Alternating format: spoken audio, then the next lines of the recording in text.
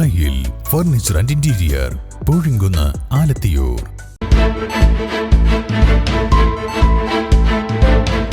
നമസ്കാരം, വെട്ട ന്യൂസ് ക്യാപ്സ്യൂളിലേക്ക് സ്വാഗതം. പവൻ ഗോൾ തിരൂർ.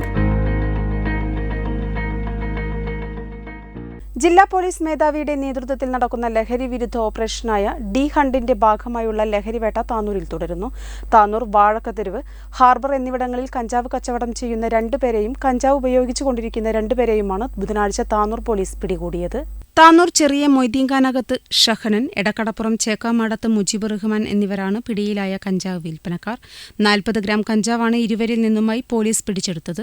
താനൂർ ഡിവൈഎസ്പി പി പ്രമോദിന് ലഭിച്ച രഹസ്യ വിവരത്തിന്റെ അടിസ്ഥാനത്തിൽ Tanur CI Tony J Mattam, SI NR Sujith, ASI Usha, senior civil police ഓഫീസർമാരായ പ്രദീപ്, സുജിത്ത്, ലിബിൻ, രാകേഷ്, ജ്യോതിഷ്, പ്രബീഷ്, രമ്യ എന്നിവരടങ്ങുന്ന സംഘമാണ് പ്രതികളെ അറസ്റ്റ് ചെയ്തത്. ദിവസങ്ങൾക്ക് മുമ്പ് ഒഴൂർ, ഹാജിപ്പടി, താനാളൂർ എന്നിവിടങ്ങളിൽ നിന്നും MDMA കഞ്ചാവ് വിൽപ്പനക്കാരെയും താനൂർ പോലീസ് പിടികൂടിയിരുന്നു. ലഹരി മാഫിയയ്ക്കെതിരെ വരും ദിവസങ്ങളിലും കൂടുതൽ ശക്തമായ നടപടികളുണ്ടാകുമെന്ന് താനൂർ ഡിവൈഎസ്പി പി പ്രമോദ് അറിയിച്ചു.